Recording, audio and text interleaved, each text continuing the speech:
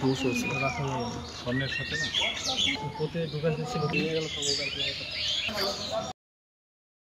বিসমিল্লাহির রহমানির রহিম। উপস্থিত সাংবাদিকবৃন্দ এবং অন্যান্য সকলে আসসালামু আলাইকুম।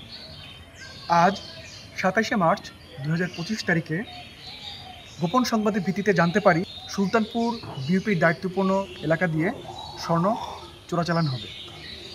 এই গোপন সংবাদের ভিত্তিতে ৬ বিজিবির একটি বিশেষ টহল দল পূর্ব থেকেই ছয়ঘরিয়া প্রাইমারি স্কুল বিদ্যালয় দর্শনার পাশে গোপনে অবস্থান গ্রহণ করে এবং সময় আনুমানিক ১৬০০ ঘটিকার দিকে আফসার নামক ব্যক্তিকে একটি মোটরসাইকেল সহ আটক করতে সমর্থ হই।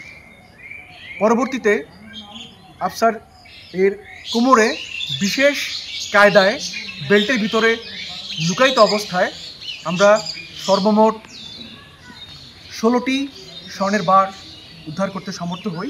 এছাড়াও তার নিকট থেকে 2টি মোবাইল এবং ১৫০ টাকা ও একটি মোটরসাইকেল উদ্ধার করা হয়। আটককৃত স্বর্ণের আনুমানিক বাজার মূল্য ৩,৭৮,১৬,২০০ টাকা।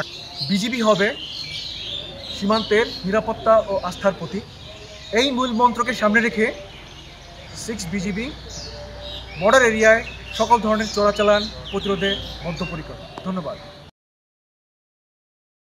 উৎসবের খুশি হবে নগদে বেশি, কারণ ঘন্টায় ঘন্টায় আছে গিফট জেতার সুযোগ।